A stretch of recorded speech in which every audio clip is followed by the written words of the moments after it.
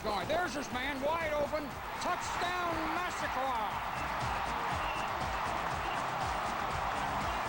The Dogs change jersey and the Tigers black out. Stay tuned. The Mark Richt Show in living color is next.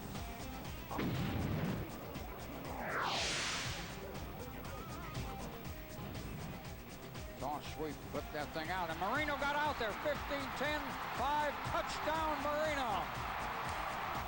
Cox takes it, we're coming on him, and he got his throw off. And we intercepted the ball out deep around the 50, getting away is Kalen Johnson. He took it down to about the 36. Takes a snap, looks, and throws. There he is, Bailey, complete in the 15. And there's a touchdown! Touchdown, my God, a touchdown! We just stepped on their face with a hobnail boot and broke their nose. We just crushed their face.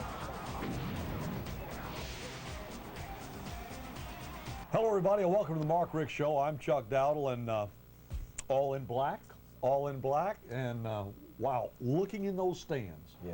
Could you believe the support? You asked for it from the Bulldog Nation, and my goodness, they showed up. Yeah, it looked awesome. I thought I was in the middle of a movie, like a Disney movie or something, you know, or maybe, you know, somebody had, you know, touched up a picture, you know, to make it all black, and it was just, it was fantastic. Well, it certainly unnerved the Auburn Tigers. Let's get into the first half highlights. Coach, I just can't even imagine the emotion here. The guys are fired up. I'm glad nobody pulled a hamstring coming out of there. Chappie looked like he was getting ready to pull a hamstring running out of there full speed.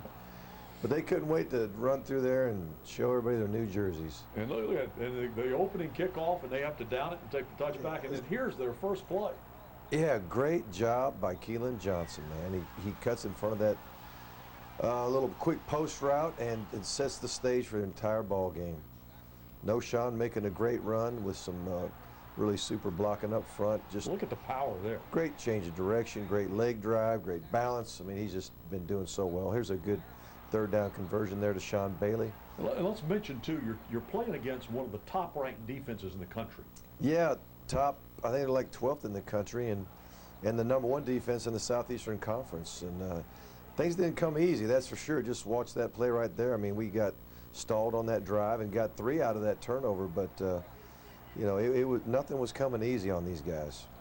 And let me tell you something, they are talented on offense too. They've got terrific running backs. Look at all those black jerseys, you know, running to the ball.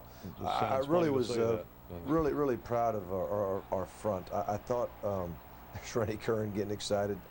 I thought the front four really pushed the pocket, really pushed the running game back across the line of scrimmage, and that Brandon Cox doing a great job there, stepping up. He did. He bought time and made a nice throw. Rashad Jones made a beautiful tackle. There's Jeffrey Owens. Jeffrey had a big game, pursuing. Did you see him? He almost got the quarterback, and then he gets in on the tackle. That's what we're talking about at Georgia. That's Georgia defense right there, and to keep them from getting 7 right off the get-go was very important. So we're tied at 3. Yeah, they squibbed this thing, and we get it in a hurry. You'd have thought we'd have got more of a return than that. I didn't see the block in there, but anytime they kick a low line drive and you get it in a hurry, there's not much hang time for them to get down there. And that was a third down play. Yeah, right there. great screen right there to No Sean, and Chris Davis was out in front of there making a really fine block. See Fernando Velasco there, you know, snapping the ball to Staff. Look at this throw. Yeah, this was a touchdown because of the protection. If you can hold the ball that long, then something great's going to happen, and it allowed Muhammad to get free. You see Thomas Brown there being tenacious on that block, and they just didn't think they could hold it that long. And sure enough, Muhammad gets the big touchdown that really sets us off.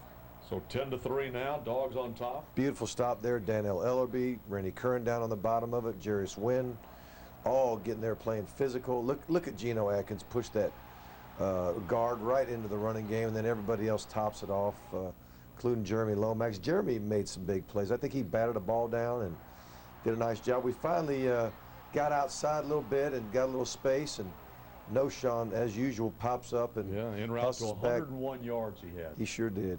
Did a great job, and Matthew does a beautiful job of running, looking like he's going to run, then flipping it out to Kenneth Harris. Matthews trying to get his hand signals here where no one can see.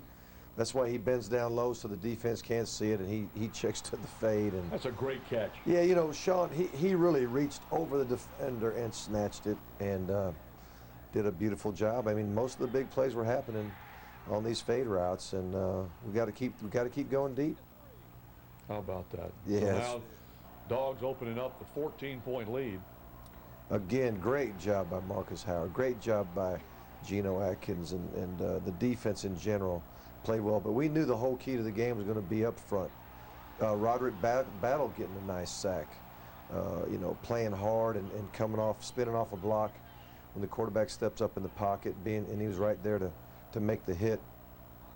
Just every play, you're watching that pocket get moved. Now, we lost contain here, and that hurt, and I think they called a late hit on us there, they did, and or spearing. Coach. Yeah, when you saw I think they were saying it was spearing and not a late hit, but you know, this was a heck of a throw by Cox. I remember when that happened. We had again pushed the pocket in his face, and he just kind of slung it out there, but made a beautiful throw.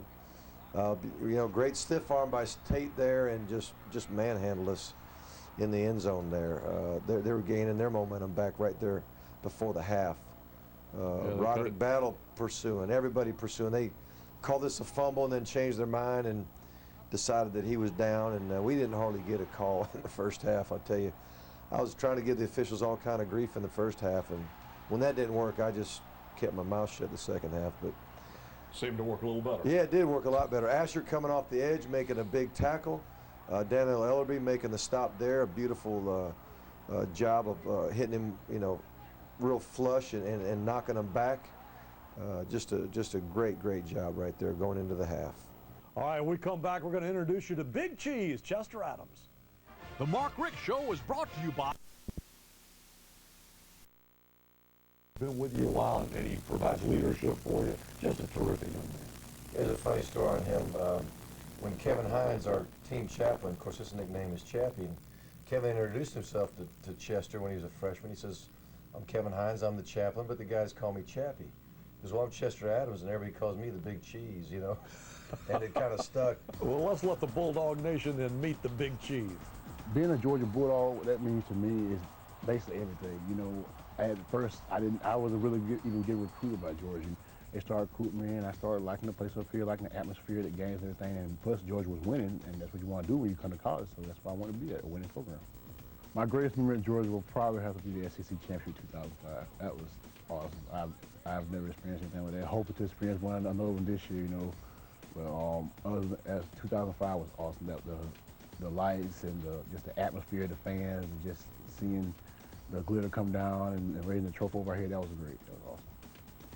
What's it like being an offensive lineman? Probably, you know, it's tough, you know, because you're in the trenches. That's what everybody calls it, you know. You're hitting every play, you know. Certain positions don't even get hit every play, but, you know, the offensive lineman, you know, you basically butting heads every play with somebody who equal your size or bigger or something. Maybe it's sometimes smaller, most of the time they're bigger or equal your size, you know. So that's why you have to be tough. I mean, that's a tough position you got to play, and a lot of times, you know, injuries happen and people have to step up and play, and that's why you have to be tough. You got to have 5 guys working together and playing together as one unit. And that's what Coach Searle's trying to build here, so that's what we're going to be. We just stepped on their face with a hobnail boot and broke their nose. We just crushed their face.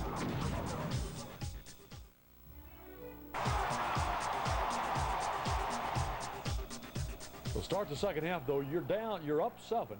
But again, you know you're in a dogfight right now, but you're getting the football. Yeah, we're thinking we're going to get the football. We're going to get the momentum back. We get a nice return by Asher, you know, crossing the 30-yard line. We're in good shape, but we just, I think the very first play we had a decent run and had a holding call. Then we came back with this little hand sweep out of the gun, got some good yardage, and then we audible to this play, and they just do a great job of, the corner did a great job of playing coy like he was going to be out in the flat, and then he bailed out of there and made the pick. The only ball that really was a bad ball for Matthew the entire game. Great pursuit by Marcus Howard. Again, Geno Atkins pushing the pocket. Great job by Daniel Ellerby and Brandon Miller making the tackle. Just Ellerby had 8 on him on the day. He had a good day. Just a nice job. Great pursuit, but just we don't get there close enough. It's a game of inches. And We toss the 17 sweep all. again, and old Thomas Brown hammers it up inside for a good 4 or 5 yard gain. You see Fernando Velasco there. Look at Jeffrey. I mean, Jeffrey just played one of his better games of the season. Daniel Ellerby again showing up. All those black jerseys coming in to make a play. Jeremy Lomax on the edge there, creating a lot of pressure there with Rashad finishing that thing off. And Coach, they hit the field goal there, and they take the lead. And it's at this point now that the Dogs really take control of this football game. Well, we needed something good to happen. They had scored 17 unanswered points in a row, and we were just stagnant. And again, Asher doing a great job of hitting it up in there. Coach Ball doing a good job of setting that up. And then we just decided to launch one, and O'Shawn makes the play again. Just a beautiful throw. And again, taking it over the defender. Yep, he did. And that was the thing that got us going again. Then we tossed the sweep once again. Look at We're that. trying to find what play could we run the thing against these guys, and the toss sweep ended up being the play of the day for us. A little bit of fortune there that they stumbled and fumbled that ball and slowed their drive down. Keelan makes his second interception of the game. Got some great blocking wisely. Keelan goes down, so we don't have 2 turnovers on the same play, and it's just so good to see him celebrate and come back off that injury. Look at this. This was one of the finer throws and catches of the season on a 3rd down and long situation. Kept the momentum going. Here's the toss, and then the halfback pass. That's a great pass. Oh, geez. That was well, he's fine, but what a great pass. I'm glad Muhammad's okay. Good thing the Hedges were there to save him, but unfortunately, like you said, that thing got called back. But it was a beautiful design and a beautiful throw, and a great job of blocking here. You don't think you could be 3 yards out on 1st and goal and knock it in like that, but beautiful blocking up front. Dogs really getting after him now. I mean, you can just feel the momentum going downhill for Georgia. I'll tell you. The momentum is just everything's headed downhill. Toss the sweep again, and this time it cut up inside, and Thomas does a beautiful job of and he's running just the ball. Like inches from scoring there. Yeah, it's a shame he didn't get it in, but I don't mind Brandon Sutherland getting a shot at sticking it in the end zone again and watching him muscle his way in. So now all of a sudden we got, we had gone 17 points. They went 17 points without a score, and then all of a sudden we put our streak together. And we're not done yet. I'm glad no one got hurt on that one. Great to see Brian Evans get a pick. Great concentration. The ball was actually thrown pretty well. It just hit right off the face of the player. This was a great catch, but a great call. We caught him in man coverage, which they rarely played. The linebacker in charge, or the safety in charge of covering him, thought he was blocking, and he came on a delay. Then again, Trip Chandler does a beautiful job of making a catch. Great play call on that play to Trip, and then old Thomas knocks it in. And let me point out to you here, Georgia with 417 yards of total offense, Auburn 216. I know it. J-Lo got him a sack. So good to see that. Corvey Irvin getting in there applying the pressure. And then our boy Thomas Flowers gets a pick at the end there too. Huge win for the Dogs. Let's get into the locker room. You know, our O-line's playing great. We're able to run the ball, and we're playing pretty good, as a team. And, defense is helping us out, getting us turnovers all over the place, and we're putting the ball in the end zone. It's just us having confidence in one another. I have all the confidence in him, and he has all the confidence in me. So when we need a big play and he looks my way, I'm going to do everything in my power to make that play for him. I mean, we were just able to make big plays when we needed to. And the defense made big plays when we needed them to, which led to touchdowns, like I said before. So, I mean, I think all around we played a good team, played a good game, and I'm fortunate with the win. And when our D-line and our linebackers getting pushed up in the trenches, those picks when it came. You caught through, made some bad decisions, and you have to capitalize on those bad decisions. And I mean, Cade, Jeff, Gino, them guys win. I mean, Janelle, Rennie, those guys play their behind off. The Water Girl, appropriately dressed in black, is still curious about the black jerseys. Coach, Water Girl wants to know what happens next with the black jerseys. Well, honey, I'll tell you what's going to happen to those black jerseys. Right now, the players are probably going to try to get me to let them wear them next week and maybe in the bowl game. And if we're fortunate enough to get into the Southeastern Conference Championship, they'll try to wear them any chance they get. But one thing we'll probably do, if we are the home team in the bowl, we'll probably wear them in the bowl game. We'll make them the jersey that the young men will get as a bowl gift, and we're probably gonna make it the bowl gift no matter what. And it'll be a lot easier if we're actually the home team for the bowl. Well, now that you know what's going to happen to the black jerseys, we're going to tell you the story of how they came to be right after this. As anybody across the country, when they turned on the TV sets and saw the dogs in the black jerseys, but Coach, the part that I thought astounding was you decided this last summer. Yeah. How did it come up, and then how did you keep it quiet? Well, the seniors, the players in general, have been trying to get me to go with black jerseys for the longest, and I finally broke down and decided to do it this summer. And really, Auburn was the target date way back in the summer because I didn't want to have the black jerseys in the heat of September. You know, we kept it a secret. I did tell the seniors this summer what we were doing, and they were so excited. I said, "But look, you gotta keep it a secret, man."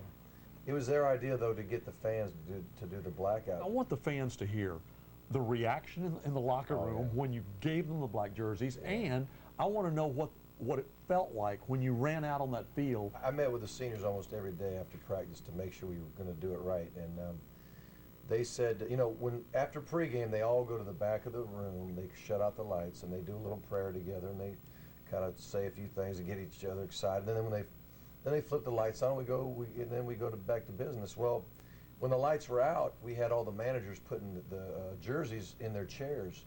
So when the lights came on, they turn around and see all the jerseys. They went nuts. I didn't watch it. I listened to it because I was back there changing into all black. You know, which was very slimming on you. Yeah, I needed that. But anyway, I listened to them, and I'm not lying to you. When I walked back in that locker room, it was at least 10 to 15 degrees hotter because of the energy and the excitement, and it was actually steamy. And then when you go out and you hear the reaction from the crowd. Right. Well, see, that was my first look at the crowd too. I mean, it was awesome. I'm sure the crowd loved it, but the players loved the crowd just as much or more. You know, to just look around and feel like you're in some kind of a Disney movie or something. It was amazing. We were up by 14. They scored 17 in a row. We're down by 3, and something's got to happen. We've done nothing on offense the last 3 or 4 drives, and so we just decided to launch one out there and see what happened. Matthew did a good job. It was actually a play where we had great protection. He pumped, fake left, turned right, launched it, and Bailey makes the play, and then it kind of broke the ice. Snowball from there. It did. Sweetie, got you this new phone. Kentucky Wildcats, and what a difference that football team has been to the entire conference this year. They're bowl eligible. They've been beating everybody. They're tough. They're physical. They're blessed with a terrifically talented quarterback.